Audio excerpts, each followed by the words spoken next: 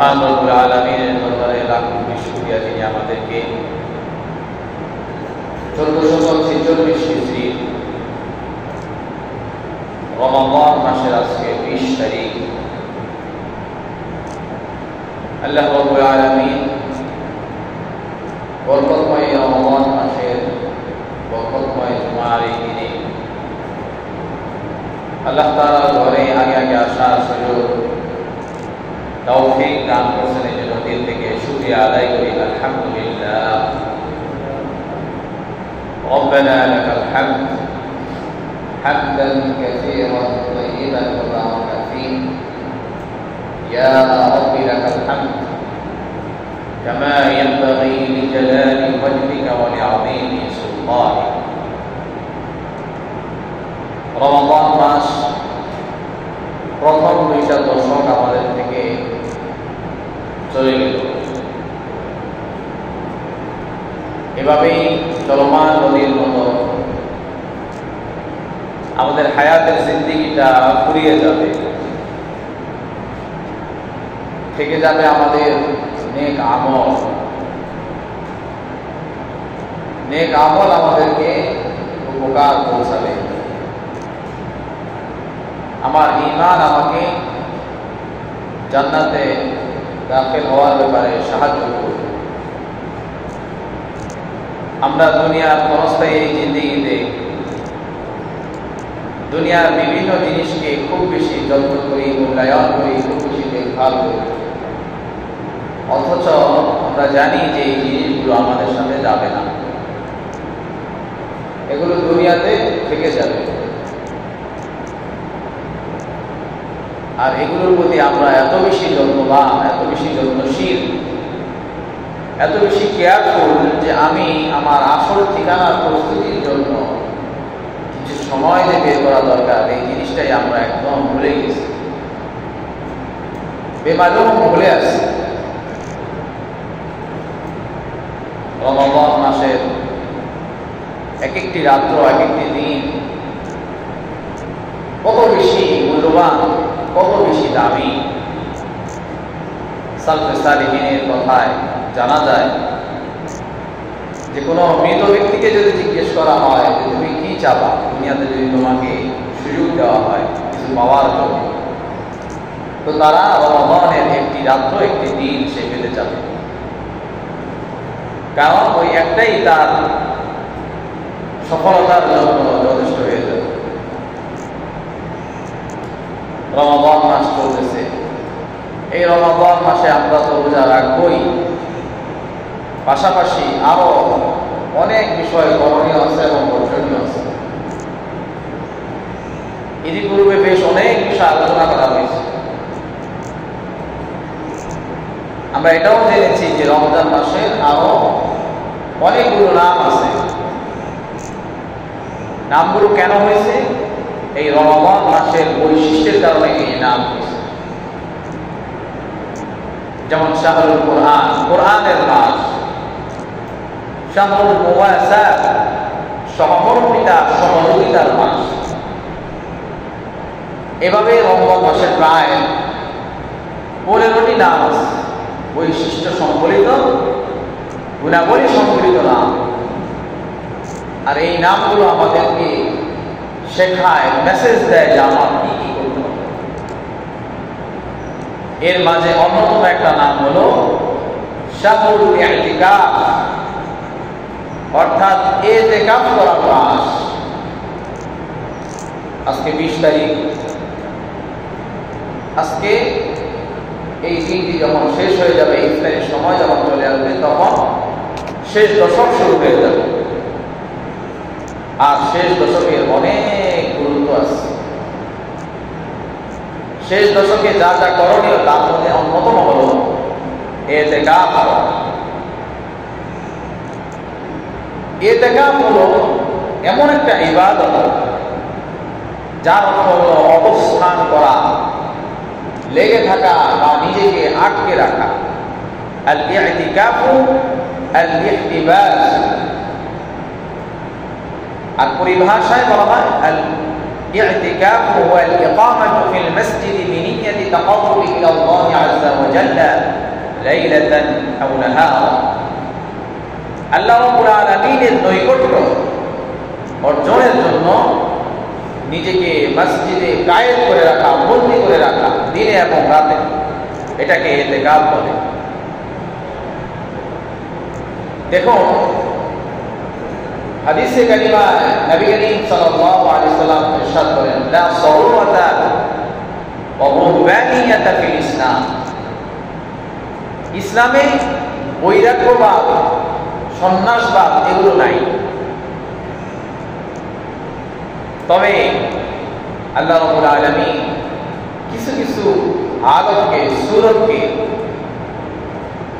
এমন বানাইছেন যেটার মাধ্যমে এই দুনিয়া থেকে বৈরাগ্যবাদ বা সন্ন্যাসবাদের মতো কিছু আলামত পাওয়া যায়। তার মাঝে অন্যতম হলো ইতিকাফ করা। ইতিকাফ যিনি করে তিনি সমস্ত ধরনের দুনিয়াদারি থেকে নিজেকে মুক্ত করে দেন। বিভিন্ন কালচারে, বিভিন্ন ধর্মে তাদের সাধনায় দেখা যায় যে তারা স্রষ্টাকে পাওয়ার জন্য জঙ্গলে চলে যায়, দুনিয়াদারিকে ত্যাগ করে। কিন্তু ইসলাম এই ধরনের দুনিয়াদারি ত্যাগকে সমর্থন করে না। তবে এরকম যে একটা ইবাদত আছে, একেবারে নিরিবিলি নিবৃত্তি, নিজেকে নিবৃত্ত করে আল্লাহকে স্মরণ করা, ওনার সাথে সম্পর্ক করা, এর একটা মাধ্যম হলো ইতিকাফ। আরো কিছু জিনিস আছে যেটা দুনিয়া ত্যাগীদের সাথে, বৈরাগ্যবাদের সাথে, সন্ন্যাসবাদের সাথে মিলে যায়। যেমন হাদিসে কারিমায় আসছে, ইন্না সিয়াহাতা উম্মতি আল জিহাদু ফি সাবিলিল্লাহ। আমার উম্মতের যে সন্ন্যাসবাদ, বৈরাগ্যবাদ বা দুনিয়া বিমুখতার যে নমুনা, সেটা হলো আল্লাহর রাস্তায় জিহাদ করা। এটার ভিতরে আমার উম্মতের এই বৈরাগ্যবাদ, সন্ন্যাসবাদ বা দুনিয়া বিমুখতা রেখে দেওয়া হয়েছে। অন্য হাদিসে আসছে, ইন্না তারাম্মুবা উম্মতি আল জুলুসু ফিল মাসাজিদি ইন্তিযারিস সালাহ। আমার উম্মতের জন্য বৈরাগ্যবাদ তো সেটাই যে সে মসজিদে নামাজের অপেক্ষায় সে বসে বসে বসে অপেক্ষা করে। এটাও একটা বৈরাগ্যবাদ। এটা ইসলামের বৈরাগ্যবাদ, যেটা ইসলাম সমর্থন করে। এই জন্য সালফে সালেহিন রাহিমাহুল্লাহ তারা বলতেন, রুহবানিয়াতা লিহাদিহি উম্মতি আল-কুউদ ফিল মসজিদ। এই উম্মতের জন্য তো অতটুকু বৈরাগ্যবাদীরা, সন্ন্যাসবাদীরা অনুমোদন আছে যে সে মসজিদে নিজেকে আল্লাহর সাথে সম্পর্ক করার জন্য বন্দী করে রাখে। এভাবেই সে একটা সাধনার পথে, শরীয়ত নির্দেশিত পন্থায় এগিয়ে যেতে পারে। এই জন্য ইতিকাফের কোনো বিকল্প নাই। ইতিকাফ এটা এমন কোনো জিনিস না যে এটা আমাদের জন্য নতুন। রোজা যেমন আমাদের জন্য নতুন না, পূর্ববর্তী উম্মতের উপরে রোজা ছিল। নামাজ যেমন আমাদের জন্য নতুন না, পূর্ববর্তী উম্মতের জন্য নামাজ ছিল। তেমনই ভাবে ইতিকাফ আমাদের জন্য নতুন না, এটাও পূর্ববর্তী উম্মতের জন্য ছিল। সূরা বাকারার 125 নম্বর আয়াত আল্লাহ তাআলা বলেন, وَإِذْ جَعَلْنَا الْبَيْتَ مَثَابَةً لِلنَّاسِ وَأَمْنًا وَاتَّخِذُوا مِن مَّقَامِ إِبْرَاهِيمَ مُصَلًّى وَعَهِدْنَا إِلَىٰ إِبْرَاهِيمَ وَإِسْمَاعِيلَ أَن طَهِّرَا بَيْتِيَ لِلطَّائِفِينَ وَالْعَاكِفِينَ وَالرُّكَّعِ السُّجُودِ। আল্লাহ রাব্বুল আলামিন বলেন, যখন আমি এই বাইতুল্লাহকে আমি মানুষদের জন্য মিলন কেন্দ্র বানিয়েছি এবং নিরাপদ স্থল বানিয়েছি। ওয়াত্তাখিযু মিন মাকামি ইব্রাহিম মুসাল্লা। অতএব আপনারা অর্থাৎ তোমরা এই মাকামে ইব্রাহিমকে নামাজের স্থান বানিয়ে নাও। ওয়াহিদানা ইলা ইব্রাহিম ওয়া ইসমাঈল। আর আমি নবী ইব্রাহিম এবং ইসমাঈলকে আদেশ করেছিলাম, নির্দেশ দিয়েছিলাম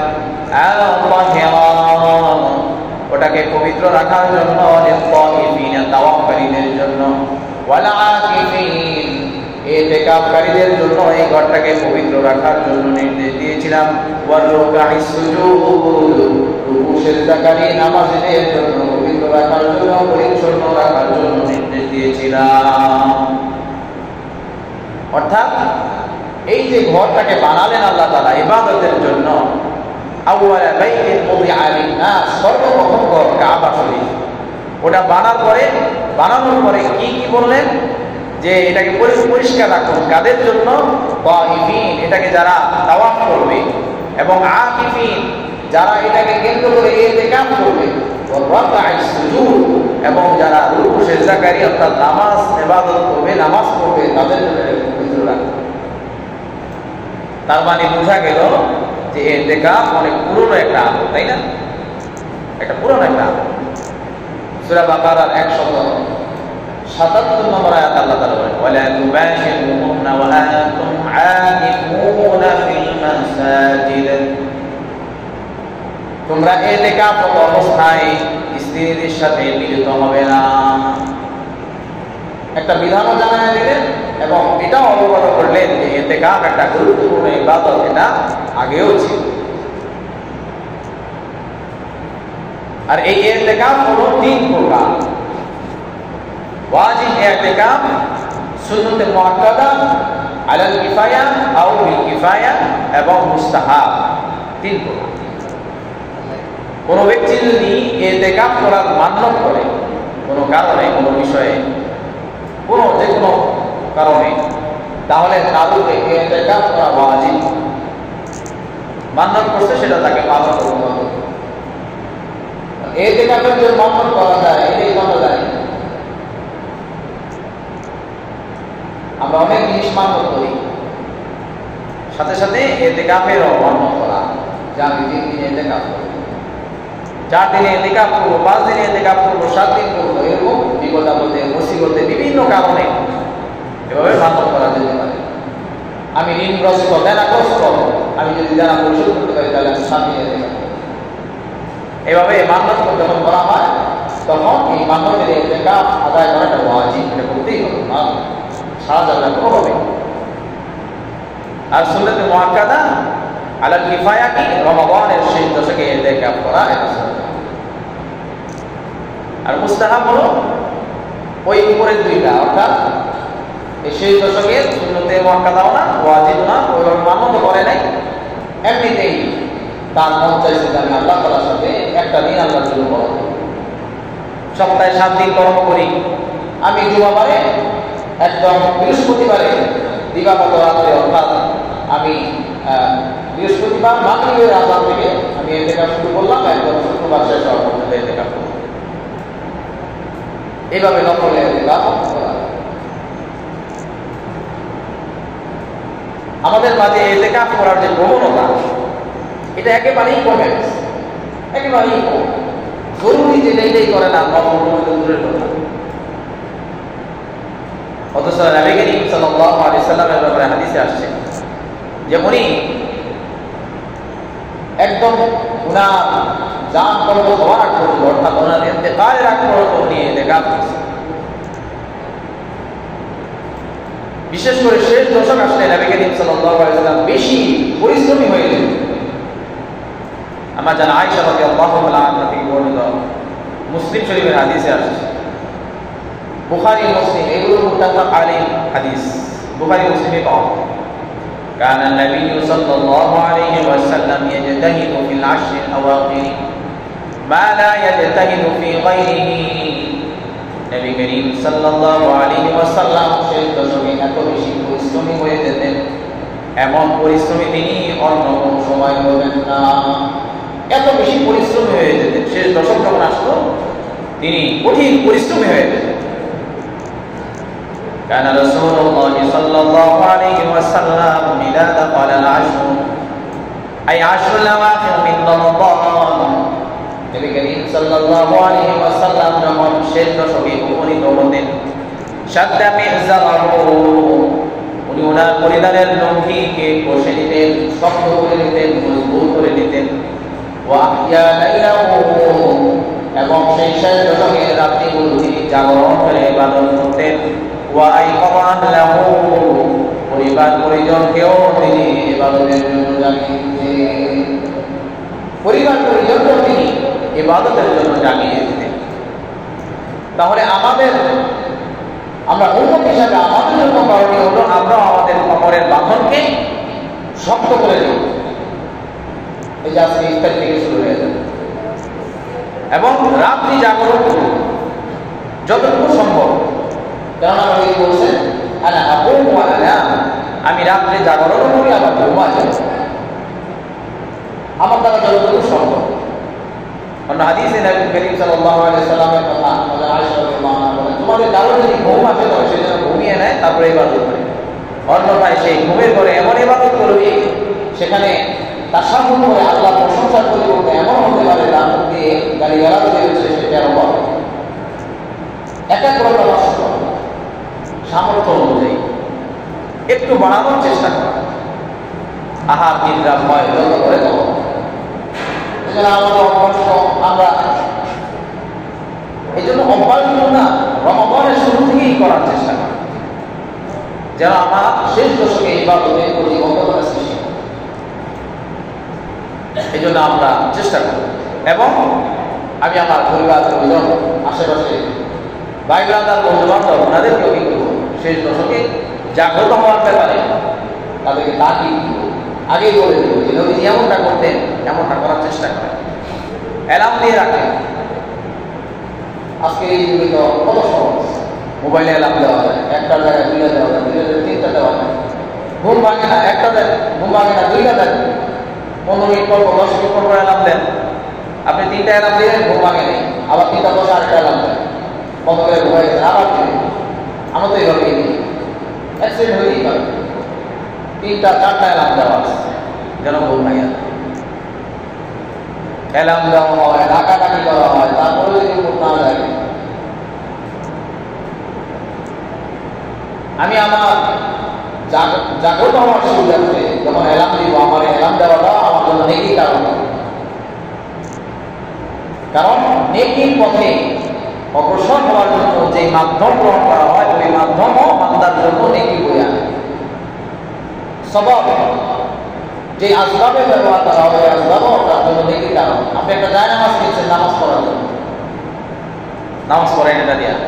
এই যে জায়নামাজ কিনলেন, এই জায়নামাজের জায়গাটা মিজানে আপনার নেকির পাল্লায় ওজন করা হবে। আল্লাহ তো দিতে চান, আমরা নেওয়ার ব্যাপারে আল্লাহ তাআলা কি ক্ষমতা করেন না। নবী করিম সাল্লাল্লাহু আলাইহি ওয়াসাল্লাম শেষ দশকে ইতিকাফ করতেন। وكان النبي صلى الله عليه وسلم يجامع في العشر الأواخر من رمضان।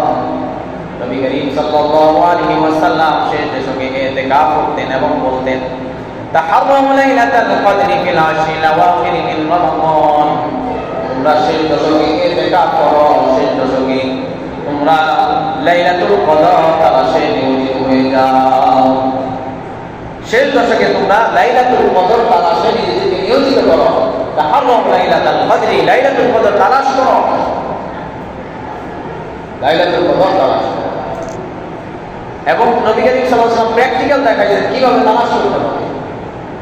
ইউজামিউ ফিল আশরিল আওয়াখির মিন রমাদান, শেষ দশকে লাইলাতুল কদর তালাশ করো। আর উনি প্র্যাকটিক্যাল করে দেখাইলেন কি এই যেভাবে ইতিকাফ করবা আর তালাশ করবে।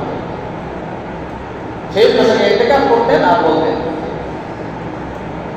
নামাজে আসার সময় পাশের জন্য বলতেছে চলেন চলেন, নিজে কি চলতেছে, সময় চলে যেতেছে, চলতেছে, চলেন চলেন, যেমন যায় ওই চলেন বাজারে, তার সাথে নামাজে, তার সাথে নামাজে চলে। বলেন যদি বলে যে নামাজে চলে, এটা না করলেও হয়, যাইতেছে নামাজে অর্থ হয়ে গেছে, টুপি পাঞ্জাবি পড়ছে, নামাজ বুঝে যাইতেছে, সে নামাজে যাইতেছে। আর রাস্তায় করে সাথে দেখা হয়েছে চলেন চলেন, ওই চলেন নামাজে চলে। নবীজি এইভাবে বলতেছে, এ থেকে বলতেছেন বলতেছে দেখা পাওয়া যায় না, লাইলাতুল কদর তালাশ করা এইভাবে।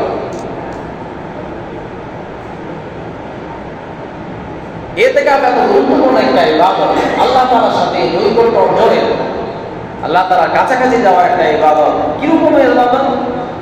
দেখুন হাদিসে কারিমায় জাবের রাদিয়াল্লাহু তাআলা আনহু থেকে বর্ণনা আছে যে এই ইতিকাফ নবী করিম সাল্লাল্লাহু আলাইহি সাল্লামের কাছে ওহী আগমনের সূচনা করেছে। নবী করিম সাল্লাল্লাহু আলাইহি সাল্লামের কাছে ওহী আগমনের সূচনা করেছে, জিবরিল আলাইহিস সালামের আগমনের সূচনা করেছে ইতিকাফ।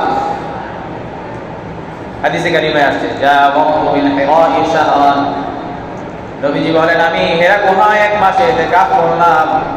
ফালাম্মা কাদাইতু জিওয়ারি, যখন আমি ইতিকাফ শেষ করলাম, হাবাবতু, আমি ইতিকাফ ছেড়ে নিচে নেমে আসলাম। ফানুদিতু ফানাযারতু আন ইয়ামিনি ফালাম আরা শাইআন, আমি ডাক শুনলাম, কে যেন আমাকে ডাক দিল। আমি ডান দিকে তাকালাম, কোনো জিনিস দেখলাম না।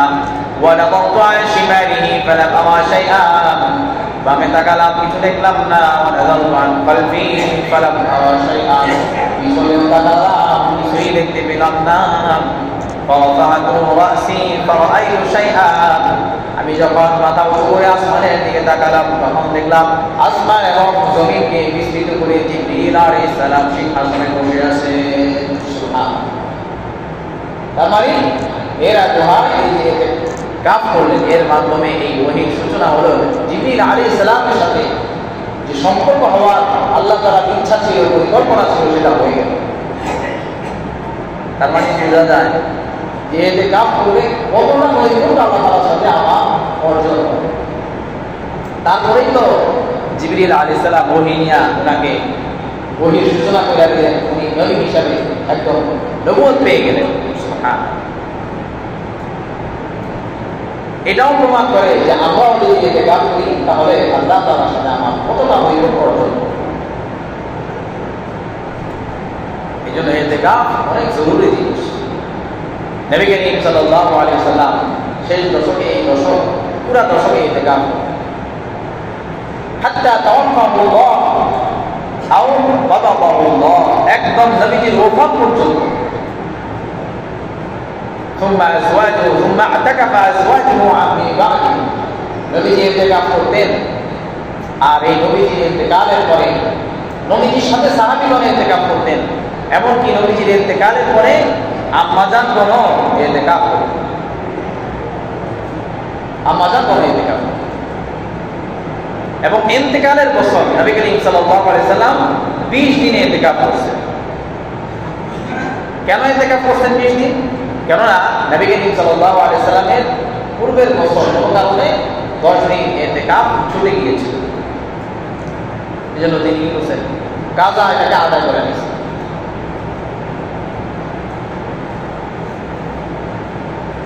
এই জন্য ইতিকাফ খুব জরুরি জিনিস।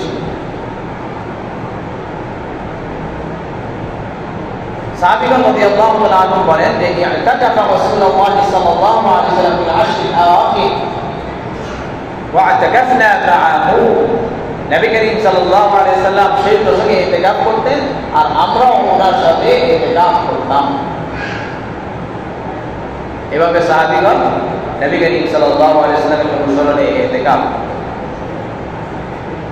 আমি এর আগে তোমায়ও বলছিলাম যে ইমাম জুহরি রাহমাতুল্লাহি আলাইহি ইতিকাফ সম্পর্কে কোরআন এবং হাদিসের বর্ণনা, নির্দেশ এগুলো দেখে তিনি আফসোস করে বললেন, আজাবাল লিল মুসলিমিন, মুসলমানদের ব্যাপারে আমার বড় আশ্চর্য লাগে। তারাকুল ইতিকাফ, তারা ইতিকাফকে বর্জন করেছে। ইতিকাফের ব্যাপারে তারা গাফিল হয়ে গিয়েছে।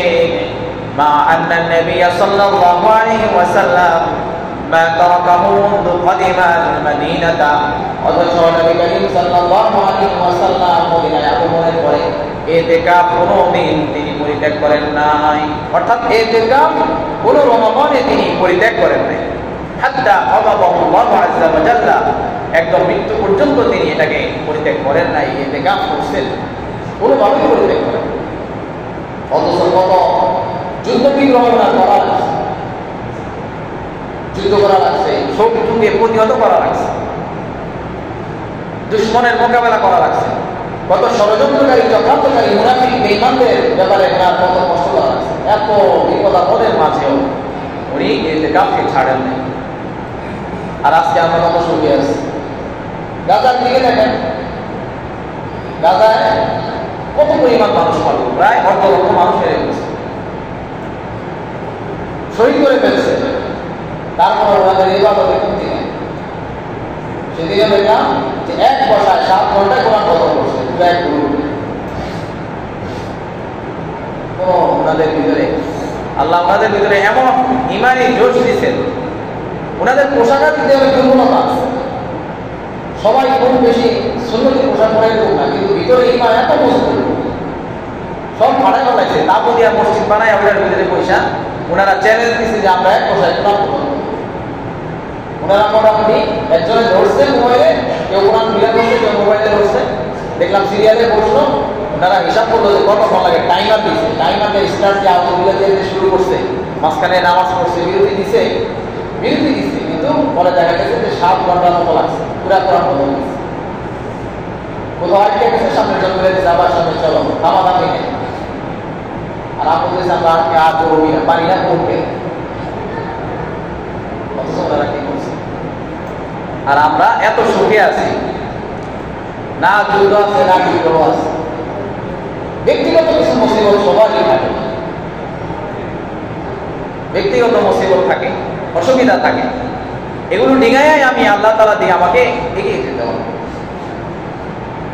এই ইতিকাফে অনেক লাভ আছে, উপকারিতা আছে, দুনিয়াবী উপকারিতা, আখিরাতের উপকারিতা, নিজ ব্যক্তিকেন্দ্রিক আধ্যাত্মিকতার উপকারিতা, সাইকোলজিক্যাল অনেক বেনিফিটস আছে। ومن اعتكف يوما ابتغاء وجه الله, যে আল্লাহ তাআলার সন্তুষ্টির জন্য একদিন ইতিকাফ করবে, জাআলাল্লাহু বাইনাহু ওয়া বাইনান নাস ওয়া বাইনান নারি সালাসা কনাদিক, আল্লাহ তাআলা তার মাঝে এবং জাহান্নামের মাঝে 3 খন্দক তৈরি করে দিবেন। একদিনে ইতিকাফ করলে জাহান্নামকে তার থেকে এত দূরে সরিয়ে দিবেন, এটাকে বলা হয় 3 খন্দক। আর হাদিসের বিভিন্ন ভাষ্যে 3 খন্দক, এক এক খন্দকের দ্রুত আসমান এবং জমিনের যত দ্রুত কত বেশি এত দূরত্ব সে থাকবে জাহান্নাম থেকে। দুনিয়ার প্রতি যে মানুষের মোহ তৈরি হয়ে যায়, মানুষ যে জিনিসের সাথে যত বেশি সময় দেয় সেটার সাথে তার মহব্বত, ভালোবাসা, সম্পৃক্ততা, সম্পর্ক তত বেশি হয়ে যায়। আপনি যখন একজন স্বামী বা একজন পাত্রকে বিবাহ করে আনার পরে তারপরে একটা মহব্বত পয়দা, এটা অনেকগুলো জোয়ান গেলে অনেকগুলো কারণ থাকে, কিন্তু বুড়া যখন হয়ে যায় তখন কিন্তু মহব্বত থাকে। কারণ কি? এটা আল্লাহ তাআলা প্রদত্ত, আল্লাহ তাআলা প্রদত্ত। তারপরে একটা বিষয় তার সাথে থাকতে থাকতে মহব্বত হয়ে গেছে। হঠাৎ করে একজন মানুষের সাথে দেখা হয়েছে, সালাম হইলো, কালাম হইলো, শেষ। আবার সেকেন্ড টাইম দেখা হইলো, আরো কিছু সময় বেড়ে হইলো, একটা কথা হইলো, একটু পরিচিতি তৈরি, আবার দেখা হইলো, লং টাইম কথা হইলো। এইভাবে যত বেশি সময় দেওয়া হয় তত বেশি তার সাথে সম্পর্ক মহব্বত হয় না। একসময় অনেক বেশি হয়, একসময় এমন হয় যে তার প্রিয়জনে সে যদি দূরে চলে যায় তখন কাটাকাটি করে, মিস করে তাকে। আপনি দেখবেন দুনিয়ার যে কোনো বস্তুর ক্ষেত্রে হয়, আপনি একটা জিনিস ব্যবহার করেন, একটা জামা ব্যবহার করেন, পুরান হয়ে গেছে, আরে আমার শখের জামাটা এর সাথে মহব্বত হয়ে যাচ্ছে। একটা মোবাইল ব্যবহার করেন, ফোনটা আপনি চলে নিয়ে গেছে, আরে আমার মোবাইলটা নিয়ে গেছে, এটা বুঝে আপনার একটা মহব্বত আছে। ওইটা নতুন যখন কিনছে তখন একটা মহব্বত ছিল না, হ্যাঁ আনন্দ ছিল যে একটা নতুন মোবাইল কিনে আনছে। অত অন্য জিনিস যে কোনো বিষয় হতে পারে, অর্থাৎ যে কোনো জিনিসের সাথে যত বেশি সময় দেওয়া হয় তত বেশি তার সাথে মহব্বত পয়দা হয়, আকর্ষণ পয়দা হয়। চুমুকের সাথে লোহার অবস্থান থাকতে থাকতে লোহার ভিতরে চুমুকের ওই গুণাবলী পয়দা, আকর্ষণ তৈরি হয়।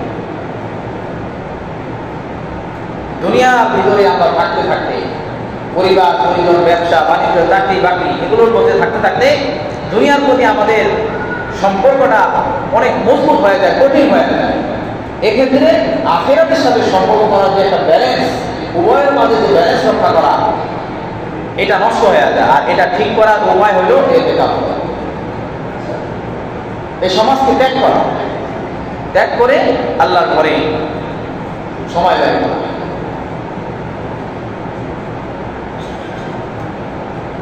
দুনিয়া আমাদের দরকার, দুনিয়া দারুল আসবাব, জিনিসপত্র আমাদের কিছু ব্যবহার করা জরুরি, প্রয়োজন পড়ে, পোশাক ব্যবহার করা, ঘরবাড়ি ব্যবহার করা, এগুলো প্রয়োজন পড়ে। কিন্তু দুনিয়ার ব্যাপারে কি বলা হয়েছে যে লা তামলিকাকা শাই, তুমি দুনিয়ার মালিক হও, অসুবিধা নাই, তুমি জামার মালিক হবা, বাড়ি গাড়ির মালিক হবা, অর্থনীতির মালিক হবা, ঠিক আছে, কিন্তু লা তামলিকাকা শাইআন, তোমার মালিক যেন অন্য জিনিসে না হয়ে যায়। কিন্তু ঘটনা হইল আমি ব্যবসা প্রতিষ্ঠানের পিছনে সময় দিতে দিতে এই ব্যবসা প্রতিষ্ঠান যেন আমাকে কামলা খাটাই গেছে, এরকম হয় না? অর্থাৎ ব্যবসা প্রতিষ্ঠান আমার মালিক হয়ে গেছে, আমি তার মালিক হয়েছি। এই যে প্রবণতাটা, অর্থাৎ দুনিয়া তোমার মালিক হয়ে যাওয়ার প্রবণতা, এটা থেকে বাঁচার জন্য ইতিকাফ। তাহলে দুনিয়ার প্রতি আসক্তি এটা কেটে যাবে এবং আখিরাতের প্রস্তুতি নেওয়া সহজ হবে। সুফিয়ান সাউরি রাহমাতুল্লাহি আলাইহিকে জিজ্ঞেস করা হয়েছিল যে দুনিয়ার প্রতি কোনো মানুষ যদি সম্পদশালী হয় তারপরেও সে কি দুনিয়া বিমুখ হতে পারে, জাহেদ হতে পারে? তিনি বলেন হ্যাঁ, হতে পারে। কিভাবে হবে? ওইভাবে সে দুনিয়ার মালিক হবে, দুনিয়ার জিনিসপত্রের মালিক হবে, কিন্তু দুনিয়া তাকে কি করতে পারবে না, কাবু করতে পারবে না। আর যখন সে দুনিয়া পাবে, যখন তাকে দুনিয়া দেওয়া হবে সে শুকরিয়া আদায় করবে। যখন সেটা কোনো কারণে তার থেকে বিচ্ছিন্ন হয়ে যাবে, হাতছাড়া হয়ে যাবে, তখন সে সবর করবে। এই গুণাবলী অর্জন হবে ইতিকাফের মাধ্যমে। যে দুনিয়া আসছে আলহামদুলিল্লাহ, দুনিয়া থেকে চলে গেছে, সবর করলাম আলহামদুলিল্লাহ, ইন্না লিল্লাহি ওয়া ইন্না ইলাইহি রাজিউন। ইতিকাফের মাধ্যমে আল্লাহ তাআলা একেবারে নৈকট্য অর্জন করা। ইতিকাফ সম্পর্কে আলোচনা করলে আর অনেক আলোচনা করা যাবে, তবে যে আল্লাহর প্রতি ঈমান রাখে, আল্লাহর হাবিবের প্রতি ঈমান রাখে, তার জন্য একটা হাদিসই যথেষ্ট, একটা কোরআনের আয়াতই যথেষ্ট। এই জন্য আজকে থেকে ইতিকাফ শুরু হয়ে গেল। গত বছর অনেকে নিয়ত করছিল যে আগামী বছর ইতিকাফ করব। গত বছর যারা করছে তারা তো করছেই, অনেকে নিয়ত করছিল, বা আমি বলছিলাম আপনারা নিয়ত করেন। সারা জীবনে একবার ইতিকাফ করার নিয়ত আমার নাই। এই অবস্থায় যদি আমি মারা যাই তাহলে কি উপায় হবে? একবার ইতিকাফ করার নিয়ত নাই। আরে আমি এই বছর নিয়ত করি, এই বছর আগে চেষ্টা করি, একেবারে খুব কঠিন পরিস্থিতি, এই বছর কোনোভাবে হইতেছে না, তাহলে আগামীবার ইতিকাফ নিয়ত করি এবং এটা সবাই জানায় নেই, সবাই সাক্ষী রাখি, মইরা গেলে ওই ইতিকাফে সব নিয়ে আসার উপায় নেই। অনেক আমল আছে, এগুলো জানা দিয়ে করতে হয়। যেমন জামাতে নামাজ পড়া, এটা আপনি লুকায় লুকায় করতে পারবেন, সবাই জানা দিয়েই করতে হবে। আর এটার মধ্যে রিয়া কোনো রিয়া নেই, সমস্যা নেই, রিয়া অন্য জিনিস। এই জন্য নিয়ত আসলে ইনশাল্লাহ ইতিকাফ করা। এইবার নিয়ত করি, এইবার না পারলে সামনে ইনশাল্লাহ করবোই, আগামী বছর করবো। এখন থেকে প্ল্যান করি, প্রোগ্রাম করি যে আগামী বছরের 10 দিন আমি একদম বরাদ্দ করে দিই, অথবা তারপরের বছর। এত বেশি দূরে কেন যাব? আমরা তো নিজের লাভের জন্য এত দূরে যাই না, অসুখ আপনি দেরি করবেন না, তাদের টাকা দেন, এটা তো তৈরি করি না। এই জন্য ভাই এখানে ইতিকাফ করলে লাখ লাখ টাকা কেউ দিবে না, তবে লক্ষ লক্ষ কোটি কোটি নেকি অর্জন হবে। যে নেকি, একটা নেকির কারণে আসরের ময়দানে মা সন্তানকে চিনবে না, পিতা সন্তানকে চিনবে না, সন্তান বাবা মাকে চিনবে না, বন্ধু বান্ধবকে চিনবে না, সব বলাবে, দূরে দূরে থাকবে, সেদিন আমাদের উপকার। এই জন্য ইতিকাফের নিয়ত করি। আল্লাহ রাব্বুল আলামিন আমাদেরকে প্রকৃত অর্থেই আল্লাহ রাব্বুল আলামিনের জন্য নিবেদিত জান মাল কুরবানি করা, সময় দেওয়া হওয়ার তৌফিক দান করেন।